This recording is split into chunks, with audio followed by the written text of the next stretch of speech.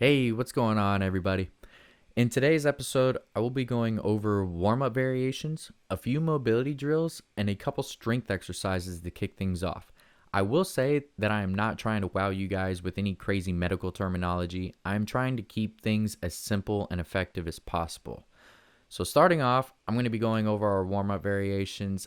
I personally love doing dynamic stretches. They're simple. I don't got to put a whole lot of thought into them. I don't need a lot of space or equipment. I just pick a couple that are going to pertain to the exercises that I'm going to be doing and just start moving, get the blood flowing a little bit. Now, a couple different options that you can do if you're more of a cardio junkie, you could go for a running aspect. Like if you're new to running or you like the idea of running, you can start with a walk to a run or go from a run to a walk. It only takes about 5-10 minutes to get the body actually move, like awake. You could also go for biking. Biking is another great option that you could use. Again, warm-ups are typically within the 5 to 10 minute range. Just remember to keep it simple. You're not trying to get a full workout in before your actual workout. You just need to get the body awake and get blood moving. I would also like to make a point that this video is best suited for beginners who are not familiar with fitness or individuals who have been out of it for some years.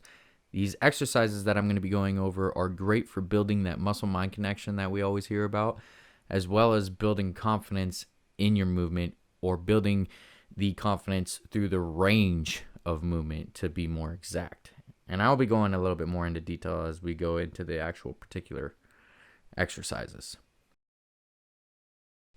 So the first exercise I want to be going over is the bodyweight squat. With the bodyweight squat, you want to make sure that your feet are about shoulder width apart with your toes slightly turned out. I always tell my clients to raise their toes a little bit so that way they get centered through the knuckles of their toes and the ball of their heel. From there, you want to go into this prayer pose. We call it a prayer squat because when we go down, we pray that we come back up. It is very, very, very important that as you go down, you are pushing your knees out, allowing the hips to open up and your knees to stay over your ankles, and push the knees out on the way up so that way you keep that tension within the legs. The second exercise that we're going to be going over is the lunge. Now, this one is the one that scares everybody the most, but I'm going to show you a few tricks at the end. To start, you want your feet together. You want them facing the same direction because if you have the one foot turned or the back foot turned out, you have a higher chance of tearing your meniscus.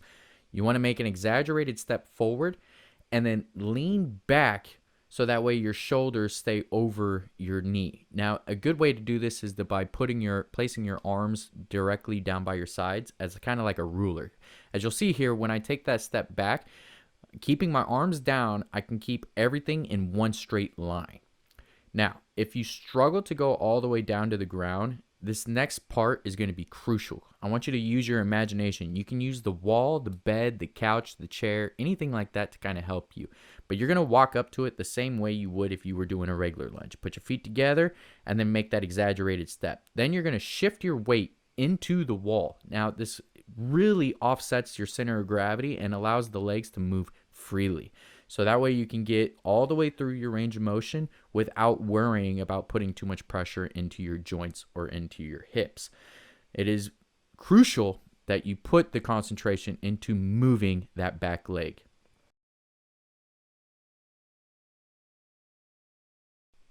All right, moving on to the push-up. Now, with the push-up, it is very, very important that you start with an imaginary push-up to get an idea of where your hand positioning is going to be before you go down to the ground. Now, I always like to say just outside of shoulder width and keeping your elbows somewhat tucked in close. Now, as you get moving, you're going to want your arms parallel to your wrist parallel to your shoulder. You do not want your arms in front of you or above you or below you. You want them in line.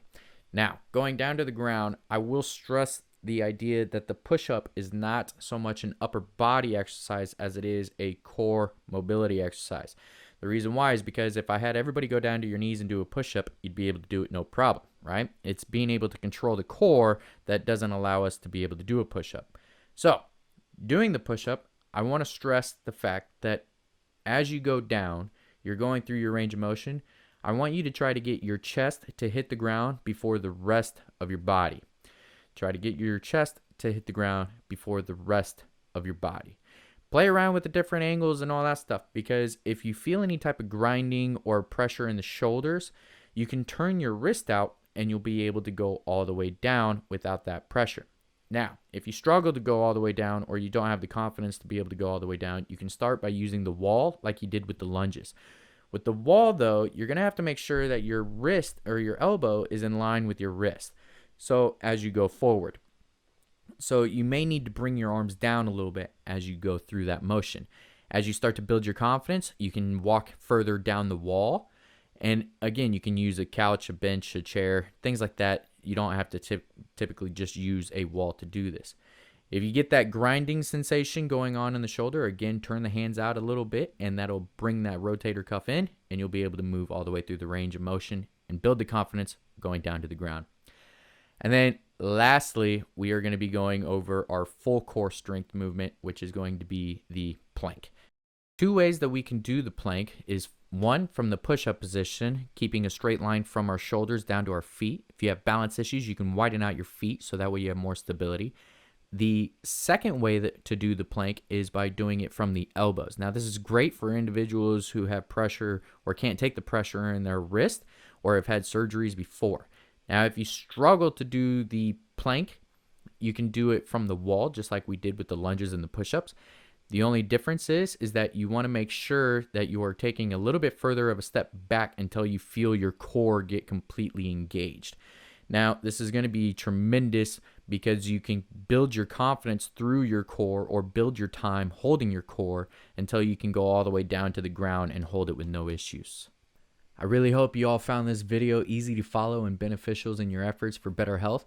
If you have any questions, please put them in the comments, or have any positive suggestions that would help others in their progression, please share. Click the like and subscribe button, and I look forward to seeing you guys in episode 2.